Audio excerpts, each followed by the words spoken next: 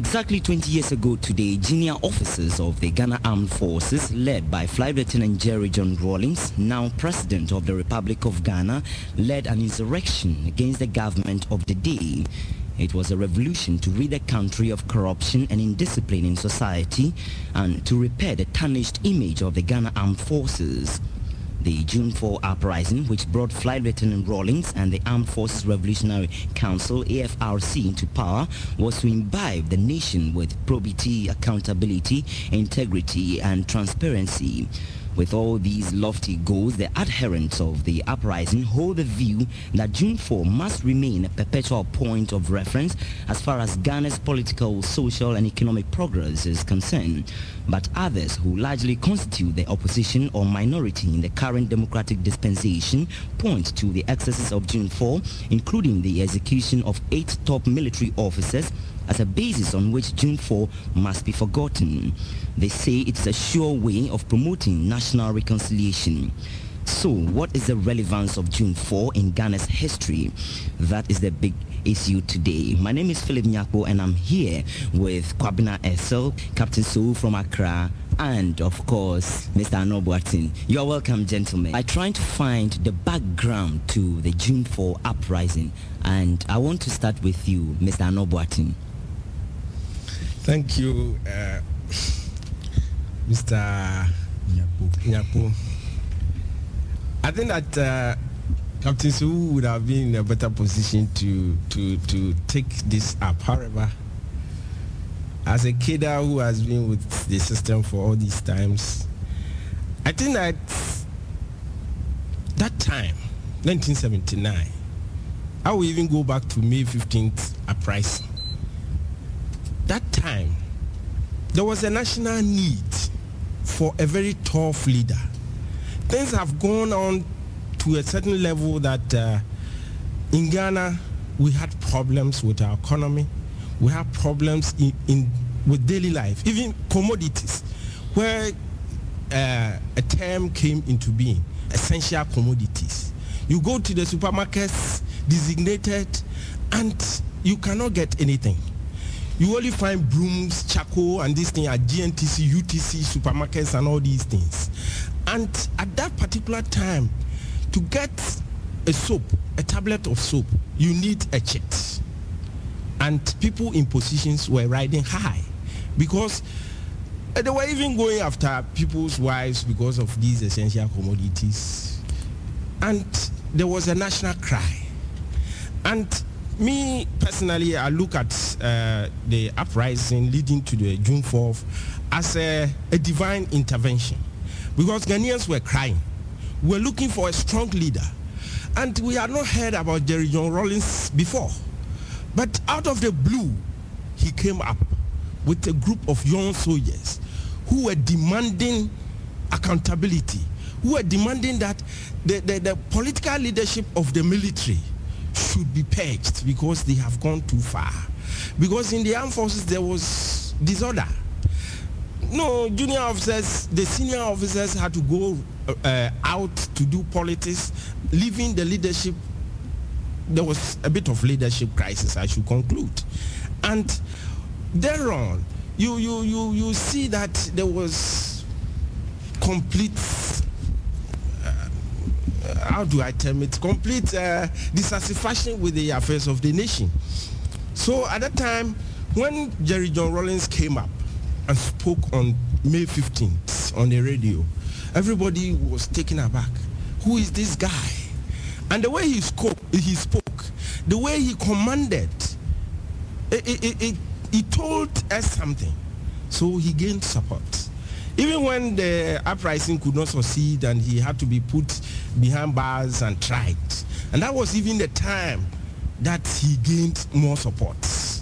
From there on, at the Bema Hall, in Bema Camp, everybody, every meaningful Ghanaian was trooping to go and hear this man called Jerry John Rawlings.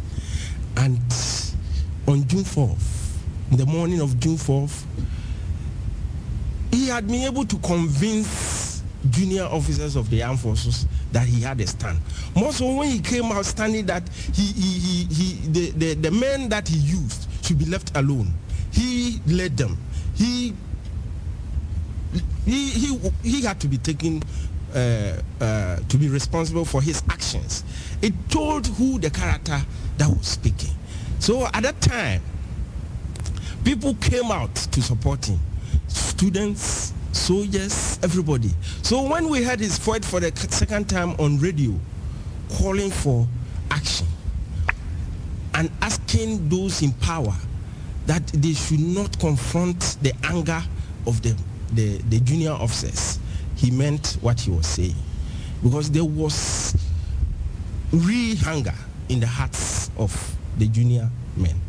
And any sort of a confrontation would have brought bloodshed. Tony Osei-Gyasi 007 has just joined us in the discussion, but Captain Sowu, he's just been giving the background of the June 4 uprising, and he's mainly limited it to the military. But I want to ask you now if you think that there was disorder in the larger society as well.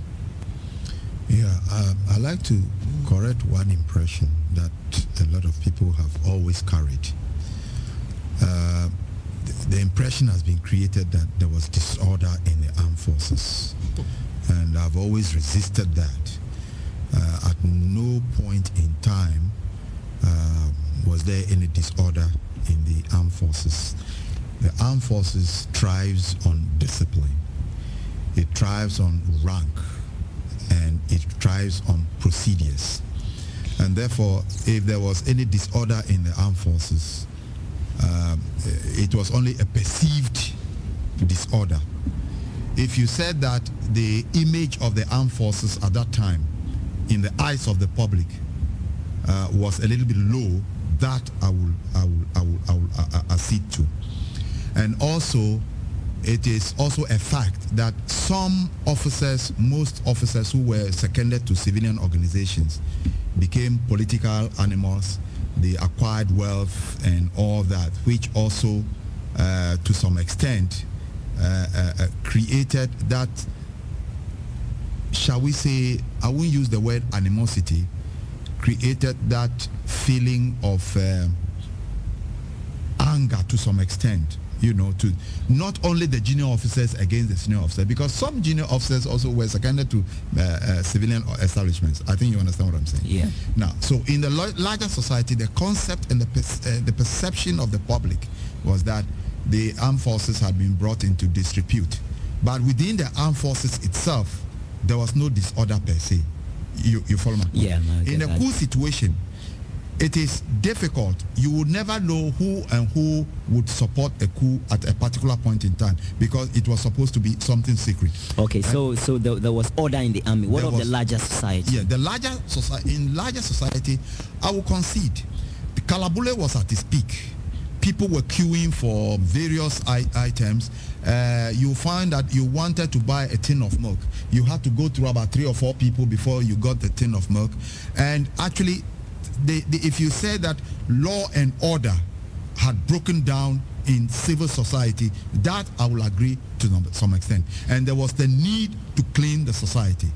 And there was the need for something to be done. But let me quickly say that relevance of an action at a point in time can only be justified at that point in time. Okay, thank you very much. We'll be examining more of that. But Kwabena, do you agree with what they've just said? Would you want to add something? Yeah, thank you very much for that. I would want to emphasize the fact that there was some disorder in the armed forces.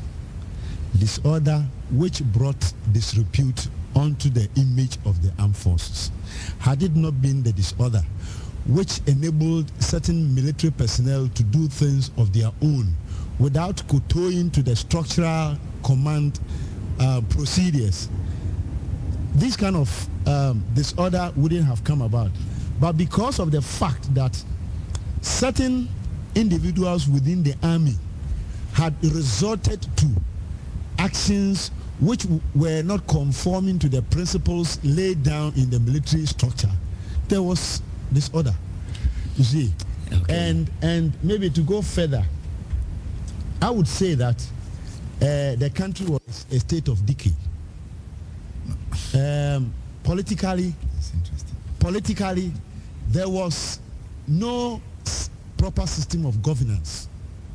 The military themselves who were ruling were in disarray. The economy was in shambles. I mean, social injustice here and there. I remember one particular instance where a case was sent to one of the courts, either Sopon Court. And when the case was brought before the judge, because of the fact that the prosecution refused to add one single 5 to indicate that somebody had done something against the law, that person was set free because the judge claimed that the name of the cigarette was 555 and not 55 as we normally called it. Okay. I mean, this was a clear miscarriage of justice. Yes. Okay, so you agree that there was an extent, to an extent, there was disorder in the society which might have justified the uprising. Tony Osei-Gyasi. The emergence of Flight Lieutenant Rawlings onto the political scene, which took us all by storm on June 4th, 1979, would say if you are to analyze it historically and to assign reasons or factors causing that coup d'etat, you would have very remote causes, and these are some of the remote causes that my colleagues have mentioned. There was decadence generally in the society at all levels, including even the security services, because there wasn't indiscipline per se in the security service, but there was general lack of morale in the security services because they didn't even have the basic things, boots, change of kit and stuff like that, and these things easily demoralize them. Also, it was seen that the government of the day was a sort of clique or elite system whereby only privileged people who had contact with the system were enjoying. Everybody was doing what he wanted. The economy, like my friend said, was in shambles. And these were the reasons that gave rise to June 4th. And Ghanaians greeted it in their masses because what President Rawlings at that time came to echo was what almost every average Ghanaian felt, that these were generally the problems. And he held a promise that with his coming, there will be a change in the standards of living of the people.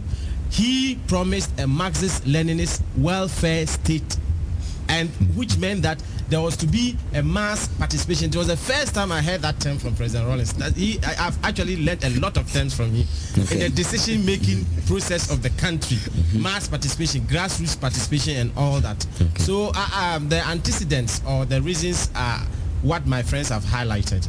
Okay, so do you also agree that there was a kind of justification for that uprising? No, there was no justification. Okay. Not on a legal ground, not on a moral ground. Okay. There's no reason whatsoever that can justify a coup d'etat. Okay. It was legitimized by the people's acceptance. So it was a de facto rule or government, but it has no justification whatsoever. Okay, I Captain, so you want to come in? Something that my friend Kwabena said. People in the armed forces personnel were doing things without procedures and without this thing. And I can hold him to that, and we can debate that the whole day. Because I am saying that there was no, you see, if you talk about disorder in the armed forces, it would have been a mutiny. That's the point I'm saying. That is why the May 15 mutiny came about. Let me tell you something. Let me tell you something. The May 15th was not an insurrection against the armed forces. You understand? If it was a popular insurrection in the armed forces, it would have succeeded. You understand? I am trying to say that, let me throw you back to 1966. The situation that we had as at 4th June was similar to the situation. I don't know how old Mr. Essel was in 66, but I can remember very well that in 66 we couldn't have been sitting in this studio talking the way we are talking, because there was no freedom of speech. Two people couldn't be walking on the streets, or three people couldn't be walking on the streets without being arrested and being taken for this thing. And we were queuing for milk, we were queuing for sugar, we were queuing for all essential. I'm saying that you painted a picture as at 1st June. The same picture was almost as at 24 February 66. The reason why I'm saying this is that in February 66, because in February 66 you had the Presidential Old Guard Regiment, the 007, made a very valid point. In 66, you find that one of the major reasons was that the armed forces, that was a constitutional body for the country, had been neglected to the extent that people were coming on parade with torn dresses. They didn't have boots, and you, in fact, it was a disgrace to belong to the armed forces. Whereas the Presidential Own Guard Regiment, they had the best of equipment, they had the best of weapons, they had the best of vehicles, they had the best of dresses, to the detriment of the armed forces that have been set up by Constitution, which means that the president at that time had his own personal army. You understand? Yeah. What I'm trying to say is that, so you find that the discontent in the army was all round, and therefore when 66 took off, bam, it was, total. It was completely total. So I'm trying to say that if you said that there was a disorder in the armed forces, you'll be painting a wrong picture. You understand, my friend? Perhaps because I am talking from the point of view. Captain, I want to differ a bit, because it is the level of disorder that you are determining. Okay, the issue is that in Burma camp, at that time, you could even find posters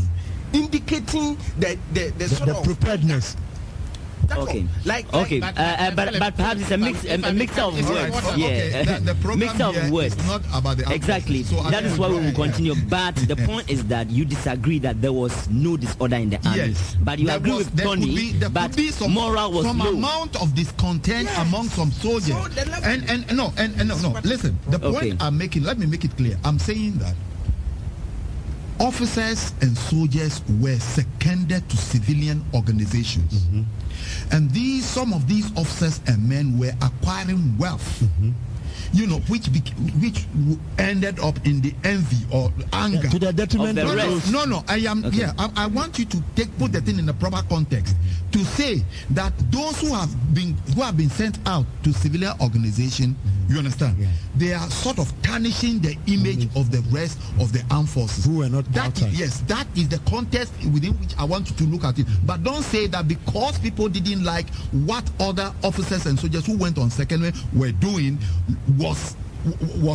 led to a discontent per se in the whole of the armed forces. I think that is clear enough. Let me quickly chip in. Yes.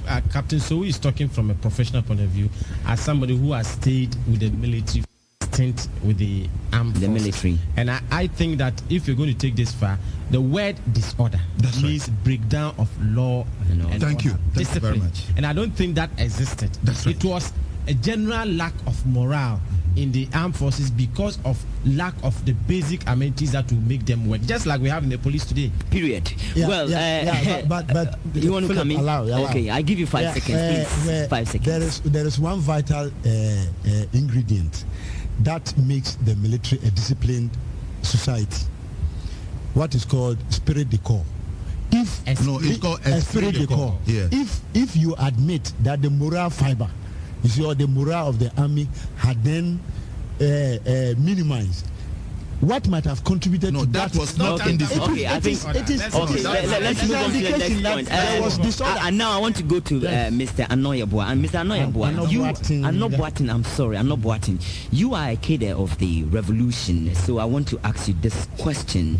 Tell me, what are the ideals of the revolution? In other words, the June 4 uprising. The very basic ideals of the revolution was to correct the ills of society. And at that time, what are some of those ills, if you can just point them out? Misuse of power and authority. That time, there was mystification of authority. Authority was not down to earth. People see people in positions of authority as almighties. Yes, gods. You couldn't even challenge anybody. And at that time, if you had a position, it means that it is for you. Like you personalize it, nobody can ask you to account for anything. There was there was this word accountability, all right. Yes. But in our system, there was no emphasis on it. Okay. And it meant that there was no discipline in the political life of the Ghanaian. Okay, indiscipline. So to instill discipline is one of the ideals. Yeah. Kwabena, Essel, what are some of the ideals apart from indiscipline? In fact, the entire Ghanaian populace had lost its identity. And as a matter of fact, people were traveling almost everywhere in Africa per se.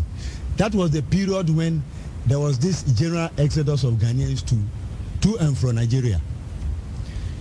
How come that Ghanaians would have wished to seek greener pastures in Nigeria? It was all because of the kind of decadence that had taken place in the country. So people did not find, it was not only the downtrodden people who were traveling, professionals, doctors, lecturers, people in reputable positions, skilled, qualified persons were all, had joined the battle of sojourning. Okay. You see the point? So these kind of things cumulated into the June 4th uprising, okay, which sought to correct. Okay, Captain Sowu, please. Right. I'm going to make a statement here because I'm going to say something, and because you will see the relevance of the statement I'm going to make now when we come to almost the end of this thing. In authority, they talked about indiscipline. They talk of loss of national identity. They also talk of misuse of power. Now, these were to be corrected. These things were also prevalent as at 23rd February 1964. 23rd February 1966. Okay. The state of the country. These conditions were also prevalent as at 23rd February 1966. I'll say this for the moment, but when we are coming to the end of the program, I'll tell you why I'm making this statement at this particular point in time. Okay. Because the June 4th was supposed to come and correct these things that they have mentioned. Okay. I just want to remind you listeners that you're listening to Skyy Power FM, a discussion on the relevance of June 4. I have with me Kwabena, Essel, Captain Sowu, Mr. Annor-Boateng, and 007. Tony Osei-Gyasi, please tell me, do you know of any ideal of the revolution that you want to mention? Even though I've never personally been a member of the June 4th movement or the People's Defense Committees that were, the PDCs that came as a result of the June 4th, because as at then I was in school, I was in my teens, and I couldn't have Tony, you said you were in your teens. You were in your teens, right? Yeah. Okay, yeah. Because I didn't really get that. Okay, all right. Okay, so but generally, from their own behavior and their propaganda and all that, what projected the revolution after the coup d'etat into being was the general acceptance by the masses. Because, like I said before, the leader, Flight Lieutenant Rawlings, and the men who supported him to take over power echoed the very aspirations of the people. If you like, the coup was not unexpected. If I may make a comparison, like Captain Sowu has drawn us back to Nkrumah's era. Before 24th February 1966, there had been various attempts to remove Nkrumah. He had become a constitutional dictator, and there were only two ways of removing him. They realized that they could not remove him by constitutional means, that is voting him out of power. He had become so entrenched. So it was either by assassination, which they attempted at Kulungugu and at a Flagstaff House, which didn't work out, or by a coup d'etat. And the second option was what succeeded. Likewise, the SMC period, where SMC 1 and 2, it became apparent that the rate at which Ghana was decaying economically, socially, politically, educationally, health-wise, everything, there needed to be a change because people could not afford 3 square meals. They could not send their children to schools. The hospitals were in very bad taste. And these were the very issues that President Rawlings highlighted when he came. So therefore, he promised, like I said, to bring or to usher in a new era where Ghanaians can live in peace, enjoy the fruits of their labor, have better standards of living, have the basic amenities, have health care. They talk about demystifying authority, that is being transparent and being accountable. And it was in that period that we started hearing accountability, integrity, blah, blah, blah, probity and all that. But we will come to contrast them and see whether June 4th has actually failed the people or it has, actually enhanced the cost of living. Kwabena Essel and Tony Osei-Gyasi has just brought out the words which have always been in the dictionary, but of course AFRCP and DC made it popular: probity, accountability, integrity and transparency. Do you agree it forms the core of the ideals of the revolution? Certainly. Good. There was that sort of awareness which had come to the Ghanaian society to enable people to question leadership, authority, why certain actions or inactions were taking place. In fact, before then, it was something against our culture for a junior personnel or a junior officer to ask or to query or to question the action that has been taken by a senior officer. So, excuse me, do you mean the armed forces? Anywhere in society. So the uprising, all right. the uprising created an atmosphere that no matter one's position, status in society, he or she could be asked to attest to any decision, action or conclusion taken for and on behalf of the people. So a certain atmosphere had been created, a general awareness had been created. Okay, Captain, so I think Kwabena Essel would dearly have wished that you never became a captain in the armed forces. Why are you saying that? All right. Yes. Now, having identified the ideals of the June 4 uprising, we want to ask, has the ideals been achieved? Mr. Annor-Boateng, please take that up. You see, the system is a process. And now, in any human society, if you are dealing with human beings, the human factor should be paramount. And at any point in time in the process, there's need to assess where you stand and how you're going to go ahead. I will not conclude to say that we have come to the end of the process. Part of the processes of a revolution that was initiated on June 4th is to get governance to the level that it should be.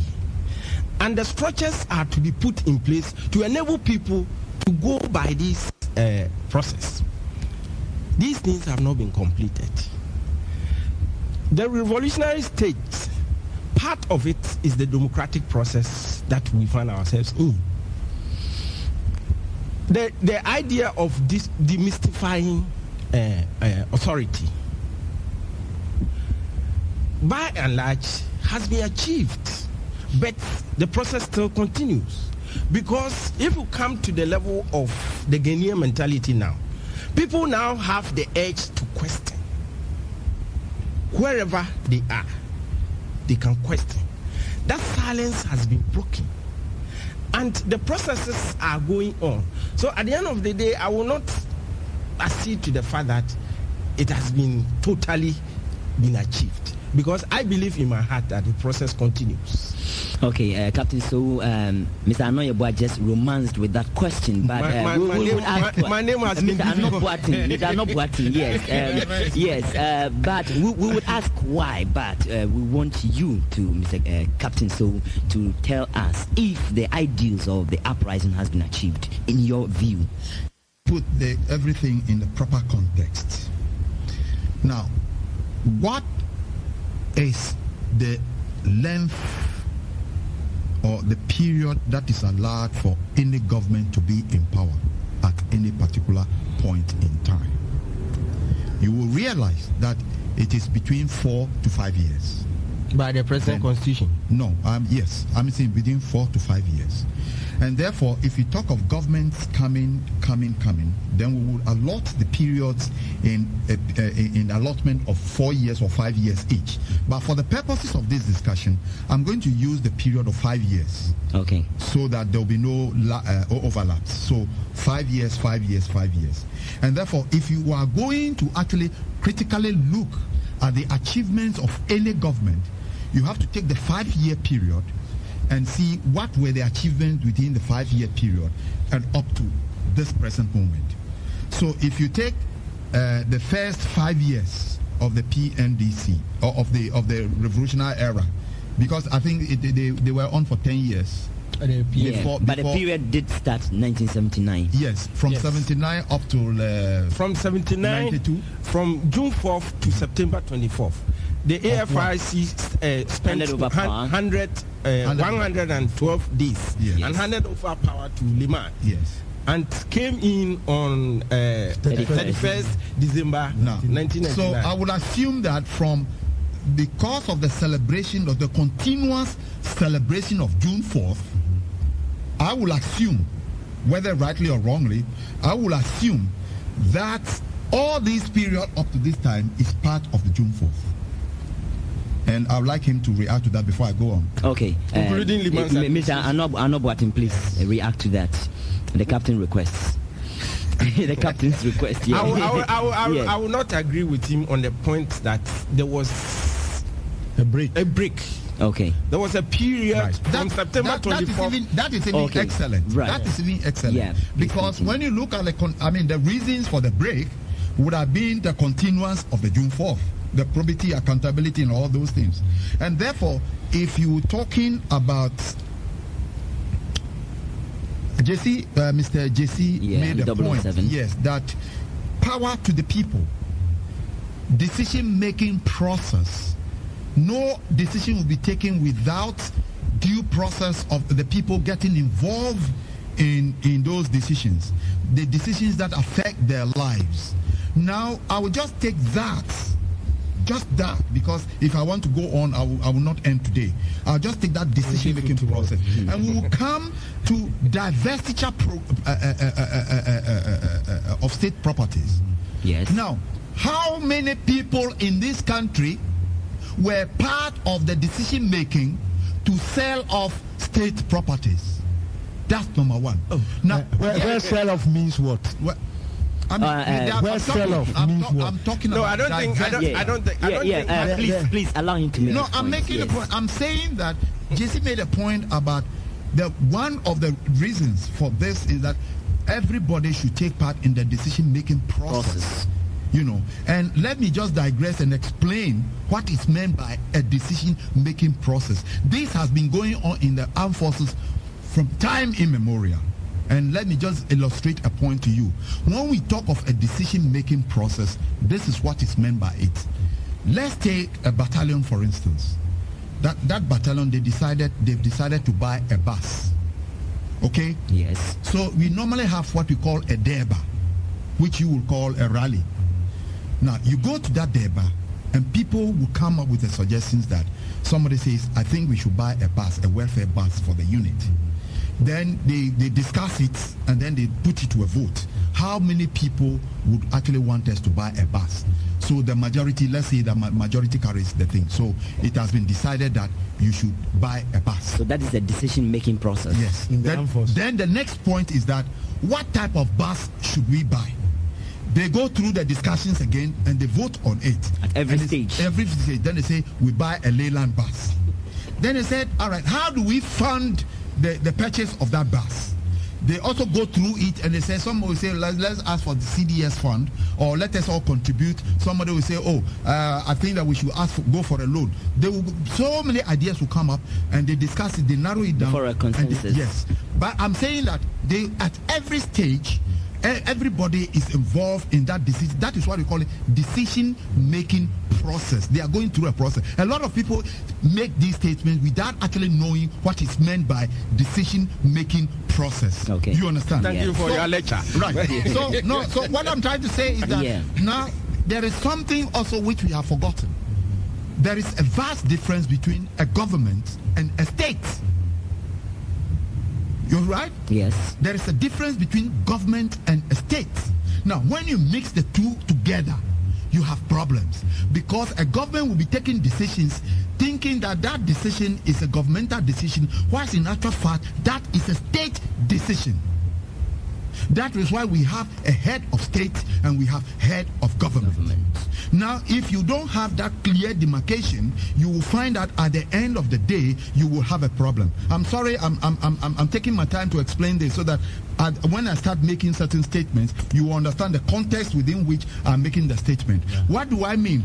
You will find that the head of state, where we have combined both the head of state and head of government in one person. You see? Yeah. So I don't think. No, please allow him to make his point. No, I mean, we have a constitution, and the constitution. Please allow him to make his point, Captain. So please continue. What I'm saying is that state properties, for state properties to be divested, it is imperative that the people must be part of the decision-making process of the state, because the state stays forever, but governments come and governments go. So how does that factor into whether or not the ideals of the June 4 has been achieved? Right. No, please. You are giving Captain more than necessary time to talk. Please. Captain. And the question that you put forward has been digressed and digressed and digressed. I'll come to you in a moment. Captain, how does that factor into whether or not the ideals of the June 4 has been achieved? Yes, we talk about accountability. You see, now I'm coming to that, because I have to lay what you call the foundation. Yes, sure, you have. We are talking about accountability here. Now, how many people in this country actually know how much has been made out of the divestiture of state properties? Okay, so have we accounted for the sale of those things? Because we are talking about accountability. So you are establishing that once that has not been achieved, it means the ideals of the June 4 has not been achieved. And also, the president... No, that is his view. Captain, so is that your view? Yes, the president came out with a statement about recently. He said, Code of Conduct for Public Officers. The president said recently that Code of Conduct for district officers. We have Code of Conduct already in the system. Okay, so Captain, so your view has been established that the ideals of the June 4 has not been achieved. Kwabena, Essel, I'm on you. You have all the time in the world. Tell me, has the ideals of the June 4 been achieved? No, in the studio. Phillip, I want to tell you that reverse the question that you have put across. Give the question that you gave to Captain earlier on, talking about the processes that the June 4 would have wished to take place. So that I'll start. Are you hosting or you are? No. Because please, the way that question was put and the way Captain digressed. Okay, Captain. You're also trying to host the program. The point that I want to make is that Captain has digressed. That is your view, okay? Yeah. Now put him on track. Has the June 4, the ideals of the June 4 been achieved? Your answer. Good. The answer to the question is that the June 4th started a process. Like revolutions are processes. Now, the process of change does not happen in a day or in a month. Therefore, it doesn't got a stipulated time to expire. What I know is that the change takes place gradually because it's a dynamic kind of process. Whilst it's taking place, changes are taking place.